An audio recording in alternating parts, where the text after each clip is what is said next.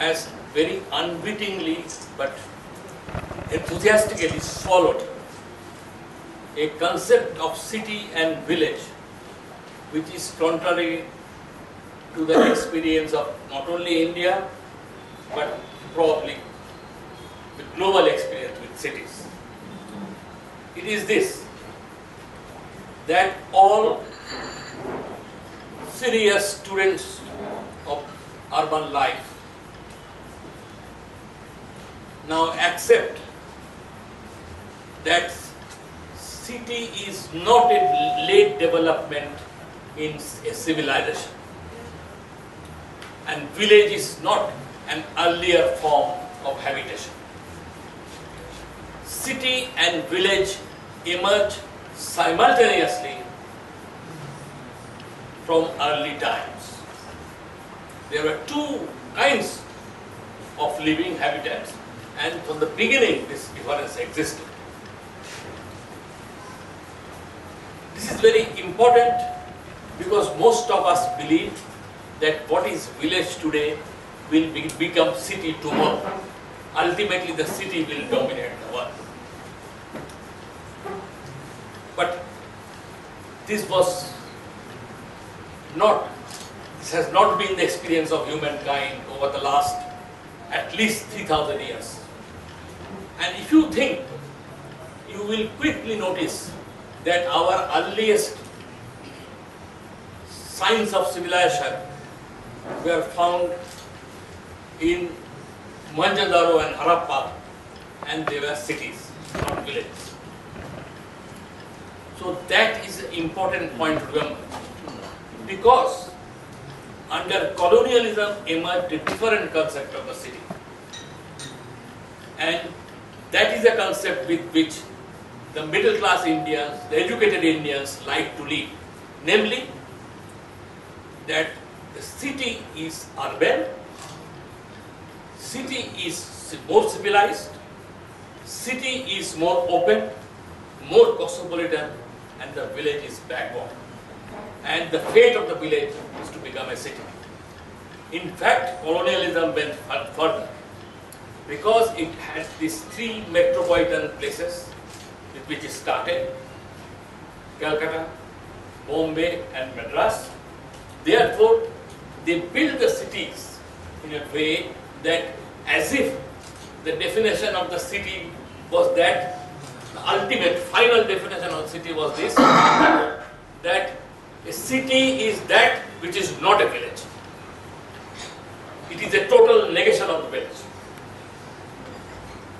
Village therefore became the depository of whatever is backward, dark, unacceptable, strange, alien to our rulers, and the city became something where some semblance of civilization existed, and so on and so forth.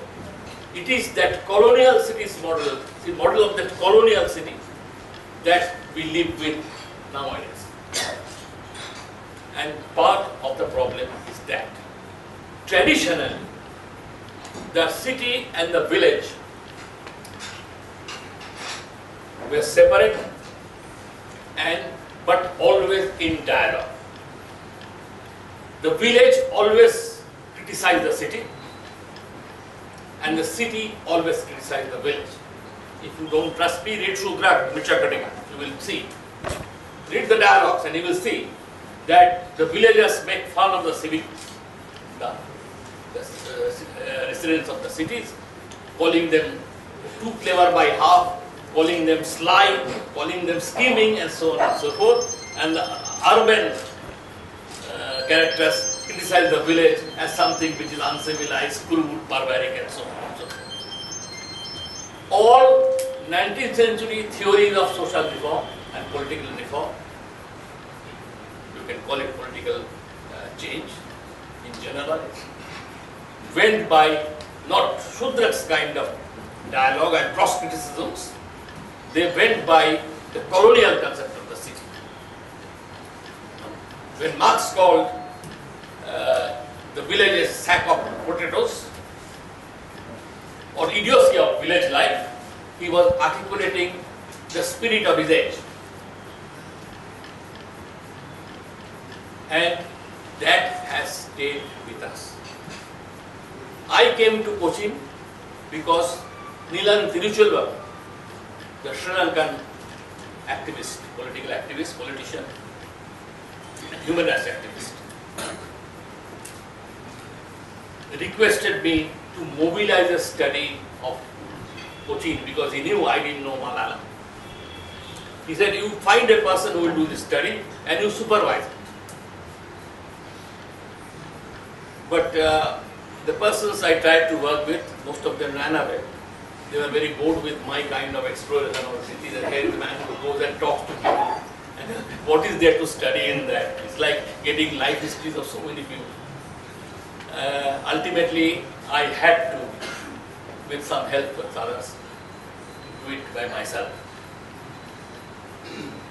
My first experience with the city, which I had heard, people said to me, had not seen an ethnic or religious violence of a serious kind, one or two skirmishes here and there, for previous 3,000 years.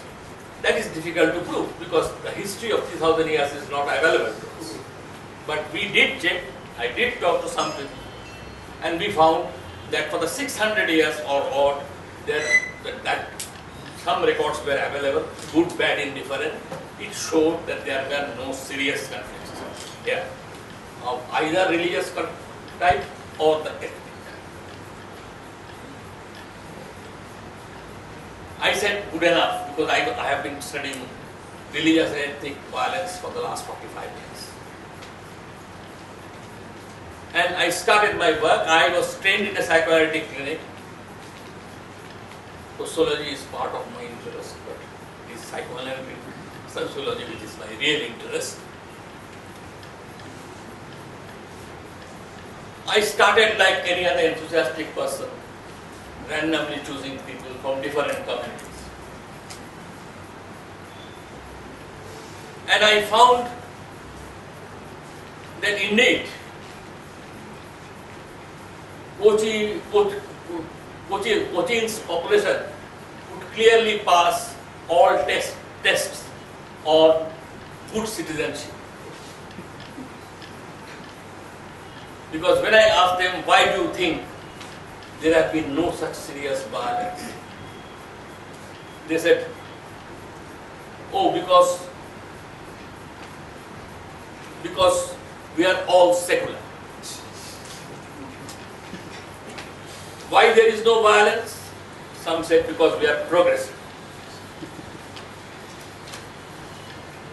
Others said we are not violent because literacy rates here are so high. We are educated people. We don't fight like the uneducated ruffians. The closest I came to a little personalized answer was this, that some of them also said, we are not like the North Indians.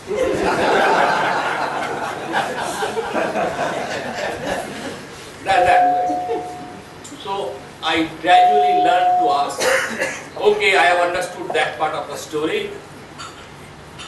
I would like to now know something more about your life, your childhood, your school, who were your friends, and so on and so forth. And they began to tell their life stories. I usually interview people for days, till I get some semblance of a biography. I cannot do a full biography, but reasonable length. And I gradually found that in Kochi, no community liked other communities. Nobody liked others. After a while, after they are tired of saying the good things, they began to say, but so and so did this to us, and so, but they have been helpful to us, but their women were not educated. We taught them how to, influence them. Our influence has persuaded them to send women to schools, and so on and so forth. Nobody liked anyone. Alas, Cochin's marvelous cosmopolitanism was based on mutual dislike. But I did find two factors which I thought might be relevant.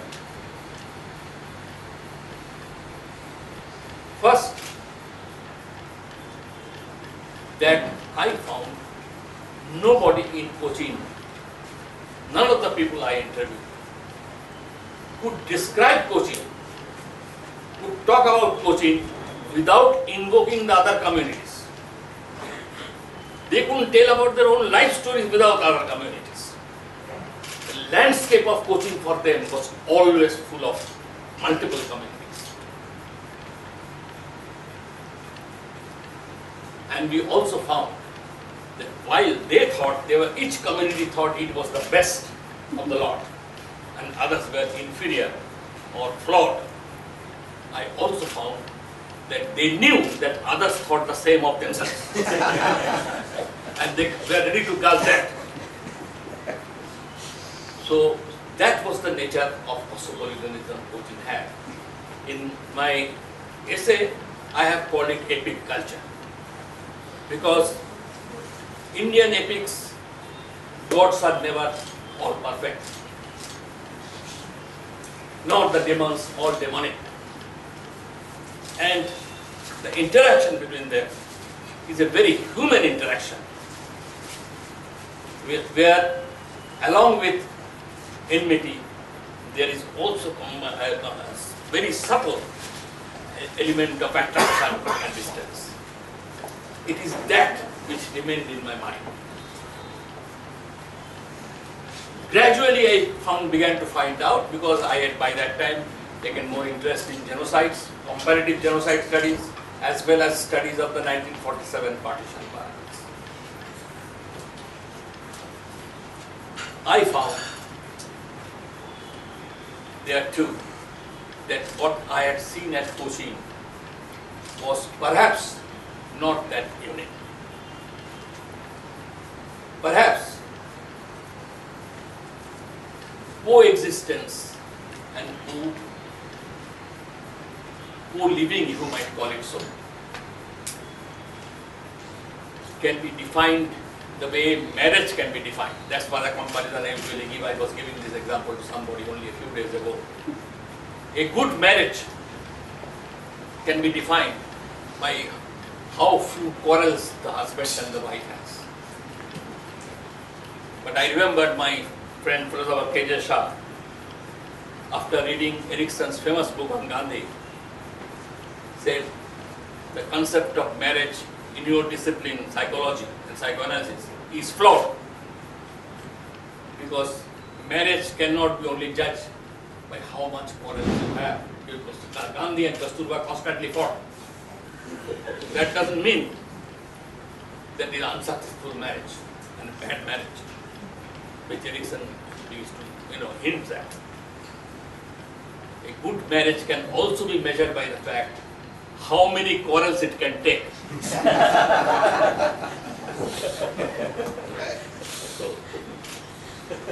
I was moving to a different concept of cosmopolitanism. I was moving to a different concept of cosmopolitanism where more radical diversities can be taken into account. And ultimately, when I was doing my study, which was a much larger study, by that time, because this was going to be the last probably possible empirical study, actually on ground, study of the partition violence. So we interviewed roughly 1,500 people, at least 200 of them in great intensity and depth. I found, first of all, that there was a very large proportion of people who reported that they were saved because or helped to survive by somebody from the other side. 40% of the respondents said that they were helped. These are mostly people who have run away from Pakistan, because at that time the regime didn't allow me to, I had a huge grant. They didn't allow me to transfer the money to Pakistan and Bangladesh so that I could get study of the conflict there. But I did get help and some association and some case studies from them by the Pakistani and Bangladeshi friends of mine. But we couldn't do it in this case. We found that 40% of the people have received help from the opposition. I defy you to find any genocide and show me data from any genocide anywhere in the world which comes even close to it. And I wanted to ask what was it. Because people had died trying to save. The survivors themselves saying, people who have lost half their family said that this Muslim Bhai accommodated us. And when they came and began to kill us, they also killed him because he was hiding Hindus or Sikhs. And if you think this was the case only of Muslims and India, in our study joined a Pakistani friend of mine who had come to the same issue because he had accidentally found out the experience of a similar kind in Pakistan. He found out that he was moved to the study because he had gone to visit a family whom he knew. And it transpired that that family had a woman who was abducted by the Sikhs. And that woman was returned by the family of the boy who abducted her. The young Sikh went back. And she told the story that when this young Sikh, who had gone in with other friends and abducted so many Muslim girls, took this woman home, his old father told him, son, this is not permitted by Sikhism. Our religion doesn't permit. Go back and give the woman back to her family.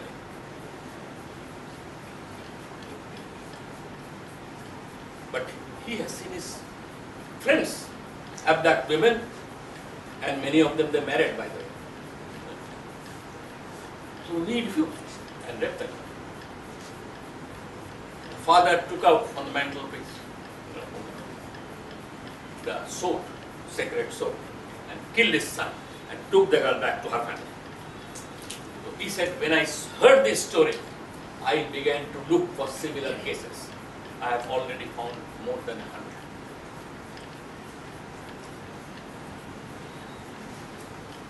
I propose to you that these stories have something to tell you. And I can give you many stories of this kind. These stories have something to tell us. I mean, our people, I would like to propose, first of all, do not need our advice and our theories and our concepts to learn how to be hospitable. They do not have to go by textbook concepts of tolerance and secularism and the whole galaxy or gamut of them. They have their own principles, often grounded in their own religions and faiths. I am not a believer, but I have to respect that, whether I believe or not. I don't want to take a long time, after all this is a conversation, but I would very briefly end with a story which shows the other side of it. You know, that how this alternative, this deeper relationship survives. There is this woman who has lost parts of her family, has been displaced in her 80s, and she remembered with great nostalgia her childhood.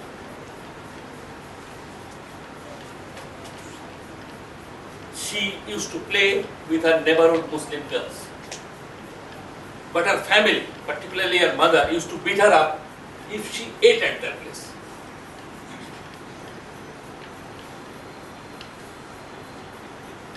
So she one day went to her friends, this Muslim friend's mother, and said that I have a problem.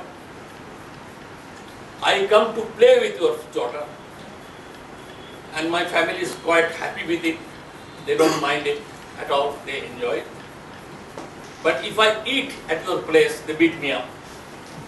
But I like the food at your place more than I like the food at my place. So she said, the mother said, Okay, that's not a big problem. I will solve it. Do you know any Hindu mantra? As it happened, it was probably an Arya Samaj family because she knew Gayatri mantra. He said, I do. He said, okay. Then it is no problem. I am teaching you a, what is it called? A kalma. I am teaching you a kalma. You mug it up. And when you come from your home to my place, recite that kalma. By the time you arrive at my place, you become a Muslim. So you can eat anything here. And when you go home, you recite the and you become a Hindu by the time you go. But you don't have to say this to your family. Now I propose to you that this other form of tolerance can tolerate more radical diversities than the standard concept of cosmopolitanism, which is inspired by the Enlightenment values. So it is very narrow. What you tolerate in others, what you are expansive towards, what you want to build your fraternity is based on a shared set of values. You expect others to also conform to that. This other kind of cosmopolitanism I am talking about does not make the presumption, because it does not host your sameness. This is the thing now. Subcommandant Marcos says in Japasistas. The Japasista motto is, you must learn to host the otherness of others. You must not learn to host the sameness of others, but the otherness of others. That's the motto. And I suggest there I found something of that in Kochi, and probably in elsewhere in the non-colonial cities of India. Still you will find, even in cities, but otherwise in the villages. I have studied ethnic and religious violence all over the place. I have studied Ram Janma Bhoomi movement. I have talked to many people who have tried to say it, because I try to look at the potentialities of our people. I know there are many flaws, and everybody finds flaws with them. But my job is not to do that, because I come from a clinical background, I have a clinical gaze. I want to look at the potentialities of people. I don't want to cite off at people just because their potentialities are low, like a doctor does. Doctor has to still try to save the patient, even if his health conditions are very poor. He doesn't say, let us not waste resources and forget this patient and divert this resources to another person who has better chance to live. So that's the way I look at it. And I would propose that this other kind of cosmopolitanism, and now I begin to call it Silk Road cosmopolitanism, because my suspicion is this is the way that earlier cosmopolitan styles went. And I think our people have not lost the capacity to live with radical diversities. And we have the arrogance and the pretension to like to teach them.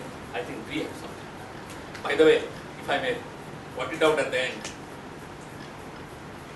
in the last 65 years, if you look at the number of dead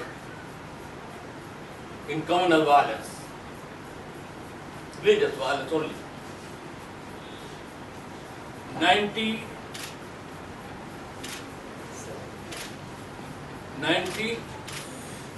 more than 94% of them have died in cities where is only 30% of the people have lived in cities all these years. If you take enough average, it will now more than 30, and when we were independent it was 20. But 30% of urban India has produced 96% of the casualties dead. And 3.6% I think have died in Indian villages. The arrogance of going to teach them tolerance is unacceptable. Thank you very much.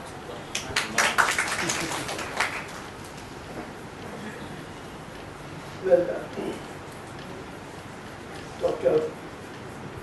this exposition, just triggered a few thoughts about the history of violence in Kochi. Kochi had sporadic violence, had major violence, I think, in the transition between Portuguese and Dutch on the Saint Bartholomew Day. So thousands of people killed by the Dutch Presbyterians. And in modern times, as you rightly pointed out, in my memory there was only one major religious clash in Kochi, that was in 1968. Yes, more than a square between not Hindus and Muslims, between Muslims and Christians of the coastal area in Kochi and Whitefield. It was mostly a commercial kind of thing because the fishermen were all Muslim, were Christians, and the traders were Muslim. Probably that conflict took the shape of a violence that went for about a low intensity violence went on for months. Then the other experience was 1984. We have a very small community of Sikhs here. They have a small Sikh Gurudwara here. It was destroyed. Actually, they had to hunt for Sikhs to find out, to commit violence on them, because that's a kind of revenge that probably called upon from them. Well, again, the spirit of Kochi, the Gurudwara was rebuilt with the help of all the other communities also. Now there is a third kind of, I won't call violence, it's a kind of, well, it's a violence at one level. We speak about migrants coming to Kochi. When the Shankle have visited, Chinese have come, Jews have come, Thomas Arcana have brought Christians. The last and the most major migration to Kochi or to Kerala, these are the Biharis, Assamese, and the Bengalis, which have been completely neglected or given the death by ignorance. Every Sunday, it's a sad sight to see all these migrants from Kochi and nearby. Their major place is a place called Peruvavur. They all come to the boat jetty here, take a boat, go to the park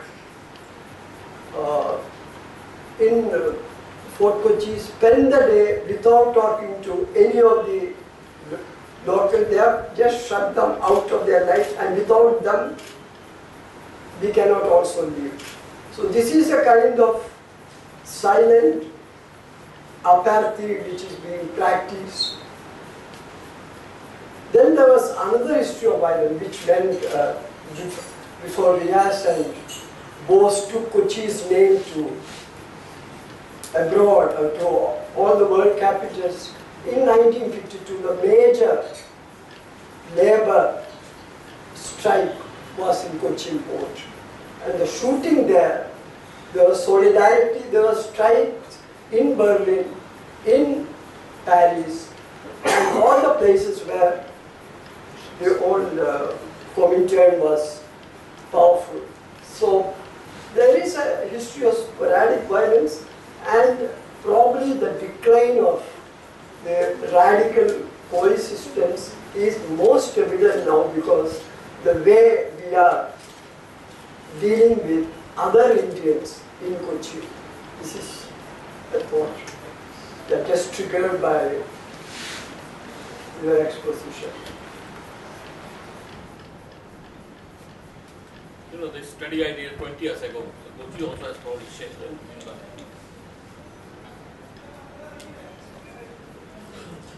Then another thing which occurs to me is the evolution of Kochi, how in the pre-colonial times, if you take any map, world map of the ancient times, all the trade routes didn't end in Kochi, it ended somewhere much higher in Gujarat. I mean, they had much more to offer, copper, textile, spices was a later fad. So I was wondering whether just why both the places took a very divergent post-independence life when both had a shared history. Actually, Vasco da Gama was probably brought to Kochi by a Gujarati navigator. So when you have a similar kind of history up to a certain point, and a sudden schism, a sudden rupture, and one going wholeheartedly to a majoritarian as of now, other, as you have rightly portrayed, still maintaining elements of cosmopolitanism. For that there is one possible, I'm not giving passing obiter dictas, possible explanation is this, that I have found during my work on genocide globally, that the genocides take their most gory, cruel and disturbing form, inhuman form, when it breaks out between communities that are not strangers to each other, but which are very close to each other. And then for some reason the relationship has ruptured. That's where it becomes really cruel. I was telling somebody only today, I think, that in Rwanda, the Belgians mobilized an anthropologist to write a report on the two tribes, Hutus and Tutsis. And he failed anthropologically to distinguish themselves clearly. So in his report he also wrote that I am giving this ways of identifying them, but the best guide probably is this, that anybody who has more than 5 heads of cattle is probably Hutus, or I forget which, Hutus, and if it is less than 5 then it is Tutsis. They were so close, it was difficult to identify them, separate them culturally. I can say similar things about Bosnia. The Bosnian Muslims and Serbs, 30% of Bosnian Muslims have Serb relatives through marriage. I can give the example, if you like, of India, that in partition violence broke out in 2 states where Hindu-Muslim relationship was some of the closest, Punjab and Bengal, and Muslim-Sikh relationship also, Hindu-Muslim-Sikh relationship, primary, very, very close. And that is probably one of the reasons why also you find so many people come to the other side helping. But even there, I would say that there is something of the relationship that is very complicated. I think Gujarat is facing this now.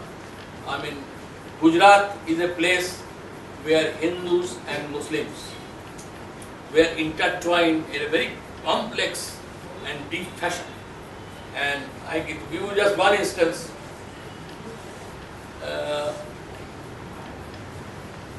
Kishore's son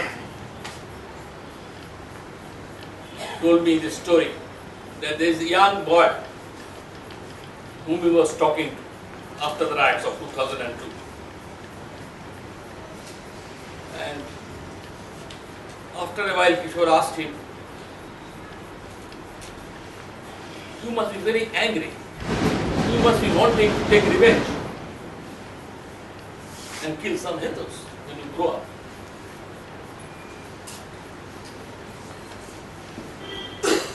He said, "हमारे लिए तो वो भी मुश्किल है. That is also difficult for us because we are Chiragi Muslims. It is the custom in our community, when going to our mosque, first light a lamp in the Hindu temple on the other side and then go to the mosque.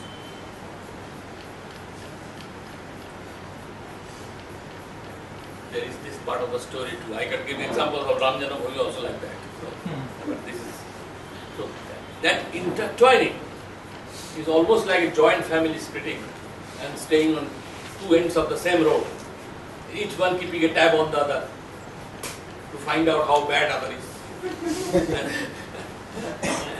And yeah, they have divorced, but not got the other out of their system. That's it.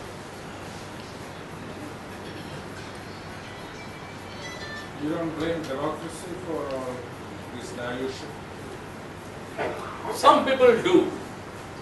For example, my friend Stanley Maya, who studied violence in Sri Lanka, blames it entirely on democracy. He said, I'm not anti-democrat, but it was probably we needed other kinds of safeguards.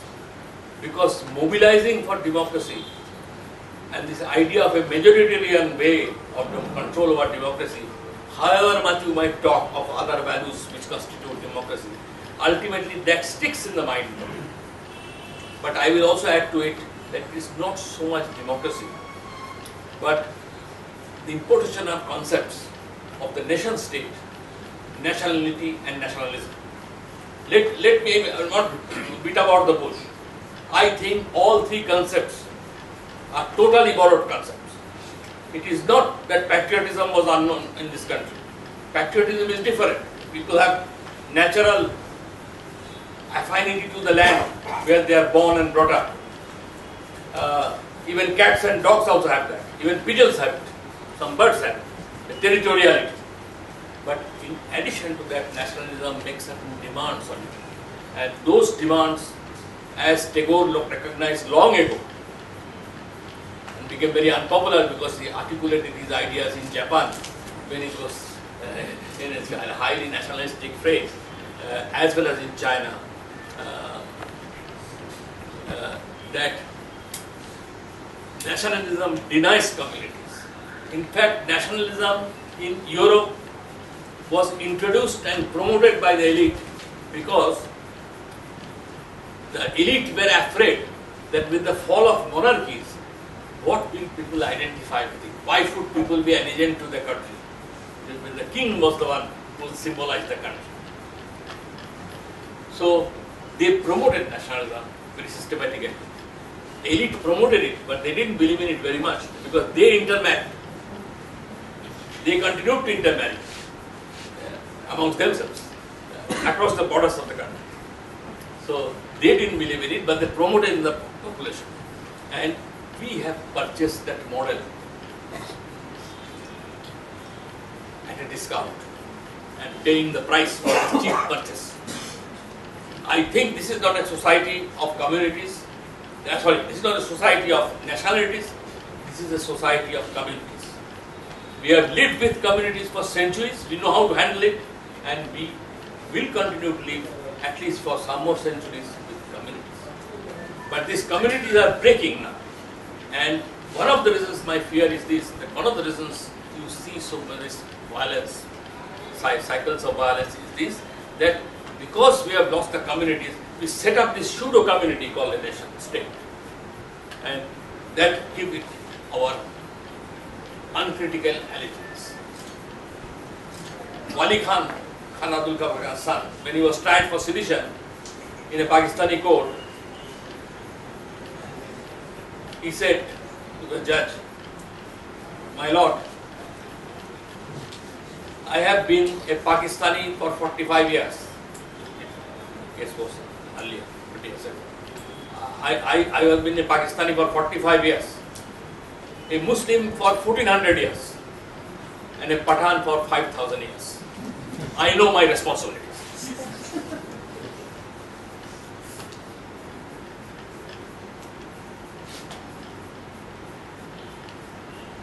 No, the other thing that is disturbing probably the coexistence of community is over-aggression of all religions in the last a decade or so. Because in Kerala we have not heard of a festival called Athaya Diya. till about 10 years or 15 years back. And when it started, we thought it was a commercial tactic by the gold jewelers. But no, it's a very deeply entrenched cultural festival now. Akshaya Tritiya.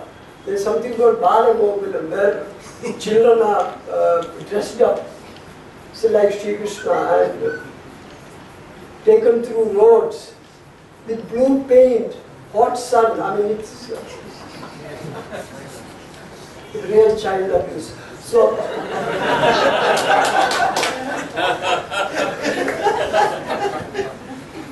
so that aggression, and also I had this experience about 3 days back.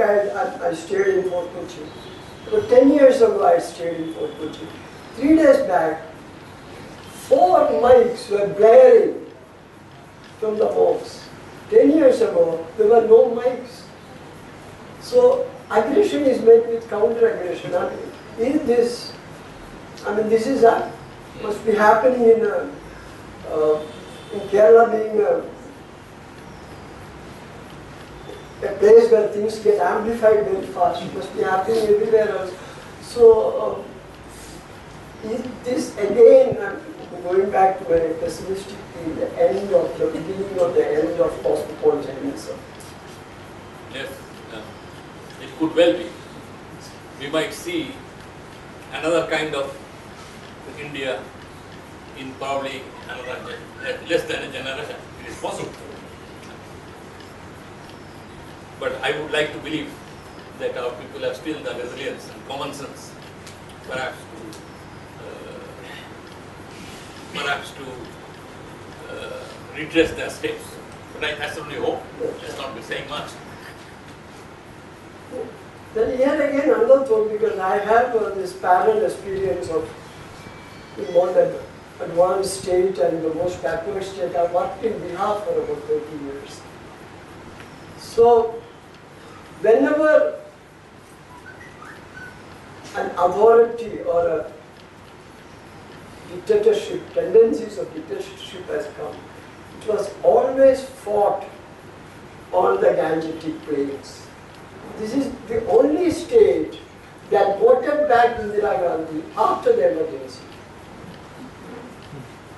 So that kind of also, for example, from Kerala, no outsider has contested the elections.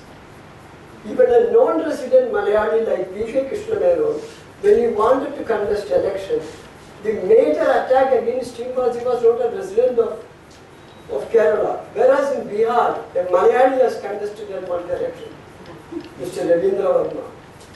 1951, Kripalani. Latest, a Mangalorean, George Fernandez. So, I mean, there were more. There was, there's a lot of inward narcissism probably about Kerala rather than a true nationalist vision, like the places which have gone through history, which have gone through struggles. This is a straight thought. But do you expect this trend to accelerate? I think by the diminishing. It has already accelerated probably. I mean, we have we have no Dinanath Patra here. Patra, who is going back to history. So I mean that rupture has probably started, and all we can hope for again is resilience of our people, past history, how we fought back. But this place, Kerala or Kochi, doesn't have that history. Probably because, I mean, there were no, the kings were more or less autonomous. There's a very famous Malayalam writer, Bashir. Yes. So Bashir actually wanted to participate in the independence struggle, but he couldn't do it in Travancore, where he belonged to. So he had to go to Calicut, because Calicut was a part of Madras Presidency and under So there was a freedom movement going on in Calicut. Bashir took a train and went to Calicut to make salt. So this kind of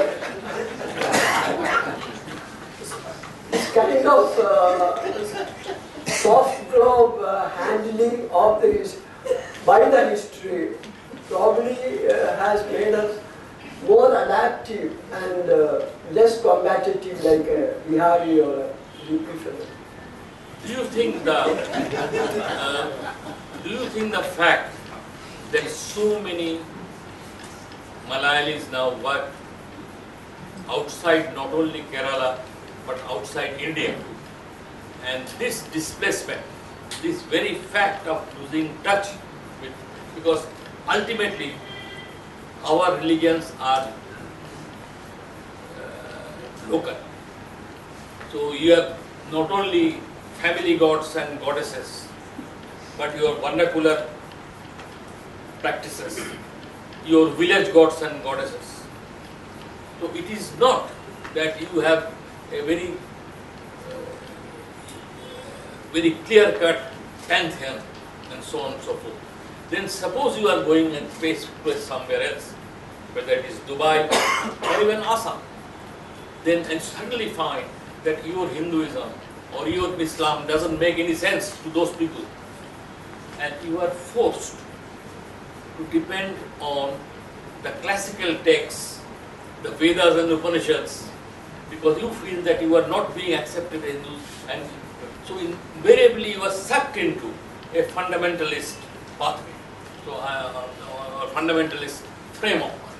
And do you think that something like, and just, I studied this, I'm asking your opinion now, you have written a novel on this, do you think something like that is happened, that this what we call Hindu nationalism is actually an attempt to find a pseudo community which doesn't exist, but which you have to imagine just to give meaning to your own life and your own identity, because there is no endorsement for that identity in wherever you are located. Is it possible? I think this migration from Kerala has played a very important role in molding the religious opinion, because the majority was to the Gulf. The money flowed from Gulf. So also the religious ideas. Because in my childhood I have not seen a uniform for the Muslim person. There are no hijabs, but now all of them, there's a uniform. They all are identifiable. That's one thing. Second is the import of ideas through about 4,000. The maximum number of RSS shakas are in Kerala. And to man them, the people from, mostly from Western India, come. So they bring in that kind of ideas. So there is, due to this migration, there is certainly a toughening of the religious stance. Can I make an observation on this migration?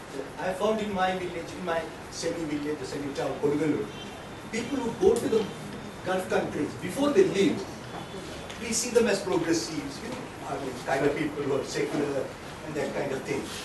But after 10 or 15 years, they come back. And I found Muslim young people who have gone there, come back. They go to Jamaat-e-Islami and all those fundamentalist groups. They were not even religious before they went to the Gulf. They come back, and then they try to I see this like this announce their social or economic graduation through identification with fundamentalist groups. This happens in Kerala among Hindu community. For instance, somebody who like when we got Vetua community, oppressed community like Pulaya community. The caste is a factor. There is nothing like a pure community as you imagine of pantheon. There is no Pulaya pantheon. No, I'm not hearing. I'm just saying that. So there are very cross-cutting things. It's not as simple as just one community anywhere. So there are so many things. But I found this lower caste, let's call it lower caste, or Dalit family people going to the Gulf, coming back after 15, 20 years. Then their kind of attempt at social graduation is to go to a shaka or to be connected with a temple committee, where who he never wears a bindi, comes and wears a kumkuma, and he comes along with the RSS or the BJP trying to collect money from your house. He comes into an upper caste house to collect money for a temple along with a Hindu Paritan person. The other Muslim boy who was progressive than he goes and comes and connects, tries to collect some money from a rich Muslim boy in the name of Jamaat Islam. So this question of, that's why like the typical building or big buildings you are building, no? They're building these huge palaces to kind of compensate to kind of things. So I find the Gulf migration has reinforced religious, communal identities. So there is a reinforcement of communal caste identities. We have to explain it not in terms of sheer ethnographic examples and broad brush things. The real fact is that Dalit communities are getting kind of thing. So this is the reality, and this is a very horrid reality, this whole Gopala Gokulam and Jamaat Islami. So for instance, if you are Jamaat Islami, there is a front organization called Solidarity. Solidarity comes to you for all kinds of donations. There are two receipt books. One receipt book for orphanages. The other receipt book is for conversion, for kind of people who are for helping those people who have come over to the Islamic faith. So this kind of thing. So let us not be very neither the ethno-sociologist or the creative writer, because we are media people. We are day-to-day touch with reality. So you have to explain these intricacies in cross-cutting things.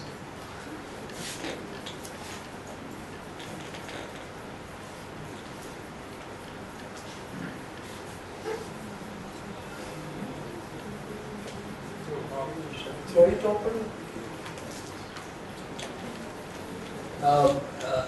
Professor Nandy, I just wanted to share one experience in the aftermath of your essay. When I shared your essay with some other Malayalis, they were all inevitably critical of the essay, and the standard reaction was that that it wasn't a proper ethnography. Now, how could Kochi be isolated as a city? It's after all connected to Kerala politics. That you didn't really have a feel for the local conditions. The standard sort of secularly correct Malayali response that you didn't talk to the working class, you only talk to the elites of these communities, and so on and so forth. So, but whatever this picture of a complete ethnography was, which is fiction of course, what does it mean to capture a city like Kochi in its entirety? So, on the one hand, the local had this idea that somehow the study that you did was not really complete. But on the other hand, it's your external gaze that captured the essence of the city. That is, I don't think that a piece like yours could have been written by somebody who was a local native, because it took that kind of distance, that outsidedness, to cut through all the sort of ethnographic crap and to capture the essence of what Kochi was like. So I just wanted to say that sometimes truth in that sense can only come from a form of misrecognition, what appears as misrecognition or falsity from some idea of capturing the entire truth. And of course, the fact that we've invited Professor Nandy today is a form of reclaiming that truth that emerged out of that misrecognition. So sometimes it's the outside that captures the essence, and now we're reclaiming that kind of outside perspective as our own, and the city of Cochin is now imbibing that outside gaze and making it its own. So often we think that it's the insider that has access to the truth of the place, and I think your fine essay proves the contrary. In fact, frankly speaking, I accept the criticisms also, because I very deliberately I shared some of the other data we had. Like for example, there's long monographic length thing on the Hindu community and its history and so on and so forth. It was done by Madhavan. I didn't use it at all. because I thought that will mess up, because I am talking of this smaller communities and that's a larger term. So I thought I will write this and maybe some other way, some other day, that never happens and often. So there is that much story too. Let me not underestimate this. But probably you are right that, in all my studies I see that after I finish the study, the real questions come to me. But I have to ask them when I was doing the study. Because you learn so many things. And only when I started religious bias, only when I have done my major works, I have now find that from Japan to West Africa, the coast of West Africa, none of the languages I know, and I have asked probably hundreds of people, serious scholars, have a word for religion. So, as a word for religion. All words for religion are 19th century translatees of meaning. Dharma is not religion, everybody knows, but we pretend as if it is. And what kind of religion it is? When the Mayo Muslims, the largest Muslim community near about Delhi, traces its own ancestry from the Pandavas. An earlier generation used to have, before this kind of Jamaat kind of influence came in, they used to have, the name indicated that. So it will be Riaz, Komo, Bhim Singh.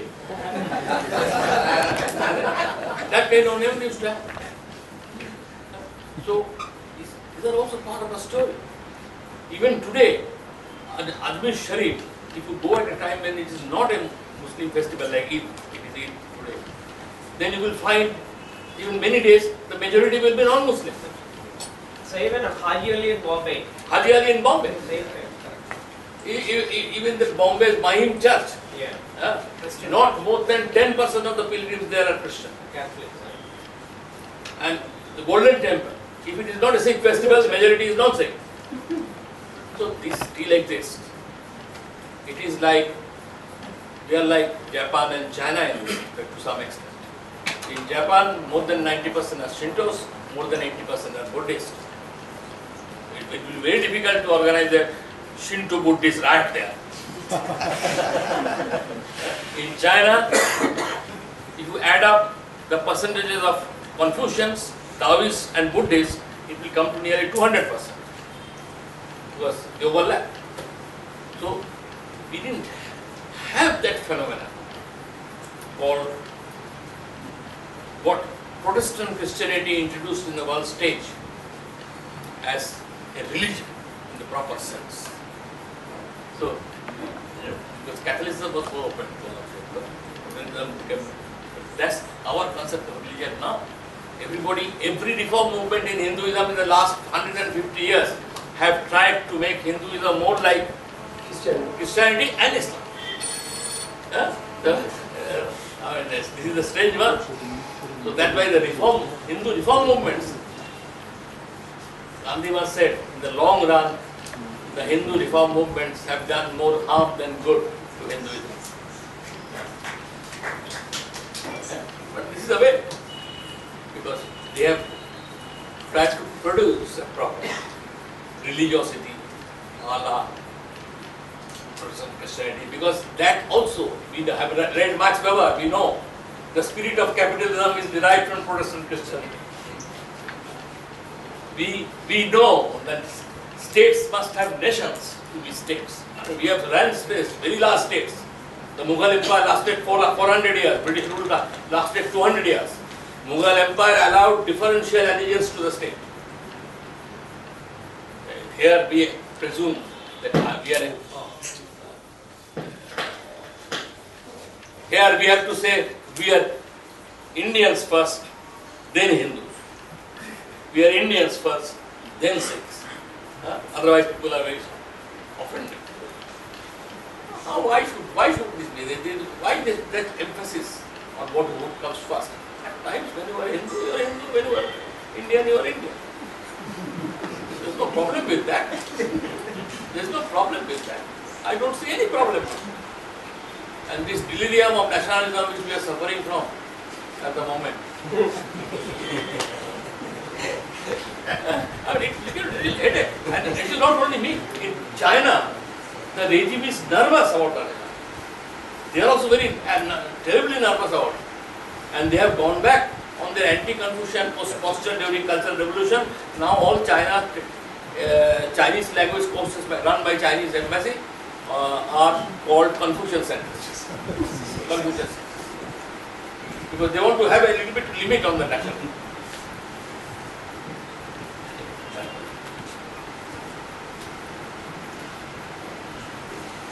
What do you think of, can the cults become communities? Cult. A bhakti cult. For instance, we have a very strong Amritanandamayi cult. It almost looks like a community in its reactions, in its opportunities, in its acceptance. It looks like unlike your traditional communities, you are very aggressive.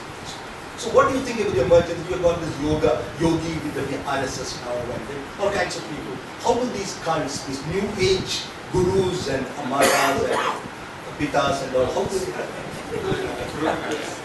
I mean, in our urban areas, Americans go to psychiatrists or psychoanalysts. We go to gurus. Yeah. So, I mean, many of them are do nothing but except get a false sense of solace, so to speak. No, How help you to live with yourself. How do they figure in your ethnography? So I would not call them communities. Ah. They're cults. That is a different thing. By communities, I mean what in, I don't know what you will call it, Malayalam, but in Sanskrit it is called Kochi. Collectivity, some kind. And these communities are intersect, and there are overlying communities. So you can be Muslim, but you can be part of the present community in some ways. You can be, you are part of a linguistic community as well as a part of a caste community. And we have this mechanical way of looking at all these things. That's the problem. I mean, for example, I can give you one example of the communities where caste is very important for the survival. The Manganiyas and Langas of Rajasthan, the musical communities, they would have never been anything but a very lowly place, and they would not be acceptable to the Muslim religious establishment because of the music and nature of the music. Had they not been designated as lower caste. Global warming on human sanity. Because my personal experience, I was a physics student. In 1967, if room temperature is not given in a problem, you are supposed to assume 26 degrees. Now it is 38 degrees, maybe, and I'm not at the college now. So 12 degrees have gone up from 67 to today. And I think when it's warmer, all particles move faster. So naturally, I think it has an impact on sanity, it has an impact on behavior. You should probably make a study on the basis of the ambient temperature. You may get that answer. More cosmopolitan, their ambient temperature is probably tolerable to human beings. That's my feeling. Not to the best of my knowledge, ma'am. I think it's a very interesting question because in the context of the Biennale, when we're thinking about timing the project, we said, that's the only slot available in the art calendar that December nobody has occupied because everybody's freezing, who's mainly engaging in contemporary art scene in the world. So I just wanted to bring the conversation, maybe a little bit back to engaging with the kind of larger audience story, because the Biennale was also a plot for anywhere or anybody who had kind of relationship with Kochi historically. We were trying to kind of address that, and while addressing the first concept, the initial year's concept itself of like celebrating the cosmopolitan legacy and the multicultural aspect, the amount of interest which came to engage in a space like Kochi, which is conducting like the first liberal contemporary art exercise maybe after liberalization, or like after 24 years of liberalization. So we got a plot or a site like that to engage with politics and discuss about. In fact, even this Kochi also has a kind of an ability to become slowly, a space for, conflict resolution kind of a thing. I mean, maybe it's a dream, but there is still that plot. So, while Nandi was also mentioning that the other, how the other comes and engages and gives the perspective to that. In fact, I just wanted to kind of throw this also question to kind of invoke.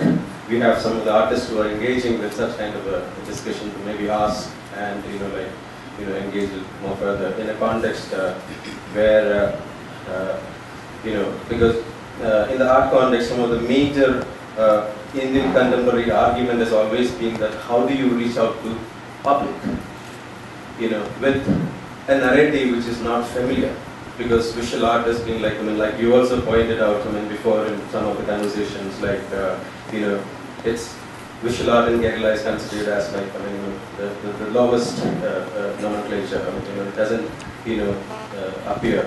So we've kind of broken that and brought in art practices from all across the world to discuss about contemporaneity, which is also taking roots from the history, and because there is also a parallel project which is running, which is digging a certain to understand certain kind of realities. So in fact, in the context of art practice in general, as we are artists, we are interested in imagination as a faculty of the world, I think this project is also provoking imagination. So that, how, we should look at the contribution which evolves out of, the provocations which happens by, when we operate from a site like this. And I just wanted to also kind of throw this question as a kind of discourse. Right. Maybe I'll just piggyback on that. Mr. Madhavan, you seem to suggest that a kind of overt self-consciousness about tolerance, that we are so tolerant, that Kochi is such a tolerant city and so forth, somehow spells the death of that form of tolerance. So, what fuels this kind of mistrust of this awareness or self-consciousness of tolerance? Because if Kochi as a city, let's say, starts to advertise itself as the epitome of tolerance, you see that as a kind of danger signal, right? Could you elaborate on that? And what are the dangers of this form of self-awareness? Well, I think it's the disadvantage of being an insider. So, I mean, my main problem is that my experience is slightly different from, I mean, this is a city that has always been looked and narrated and inscribed by outsiders. There have been no history of Kochi written by a Kochi. I mean, it started from 12th century. Somebody called Nicholas Colty was the first person to write, and down the years it has been written. The rupture happens when, because yes, it's almost epiphanic to read the Professor Nandy's essay, because that throws some sudden clashes. But when you start buying up the Cochinite story, every Cochinite tried to sell this story of tolerance and history, and which is not gelling with reality. It's not the outsider, it's an insider who is trying to mislead. I mean, again, this is but not connected with that. Well, how things are being appropriated. One of the biggest struggles in Kochi was on the Dalits. And Pulayas are a dominant Dalit caste. About 100 years ago, these Pulayas wanted to meet. They were not allowed a meeting ground anywhere in Kochi. So finally what they did was, they joined boats together and had a meeting on the backwater. Now on the 100th anniversary, who but the then Gujarat Chief Minister and the present Prime Minister must come and appropriate this moment. And this is where, you know, when you go easy on history, history gets appropriated. I mean, it gets taken over. Yes. Thrilling example, I must say. We're talking about nationalism. We're talking about nationalism.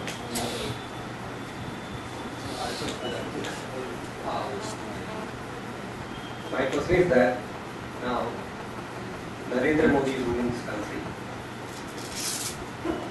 How do you look at it? I mean, how it is going to affect the cosmopolitanism? Cosmopolitanism. How is Modi going to affect cosmopolitanism? What is rule? Do you think Modi's rule will affect cosmopolitanism? No. As simple as that. Answer is that. I don't expect it. Many others do. Because Indian politics is a great teacher. Indian politics is a great teacher. So it can be. But I don't. Because I think he doesn't have the imagination or the thinking. As simple as that. But best you can hope is this, that for the sake of his own survival and the hope of getting a second term, that he will, that big country getting a second term, you know, he will try his best to keep his record clean. So I expect that up to a point, some of his sidekicks will play his game, but he will not join it unless and until a crisis sets in and he faces a problem of startups. Then is real solution. As simple as that.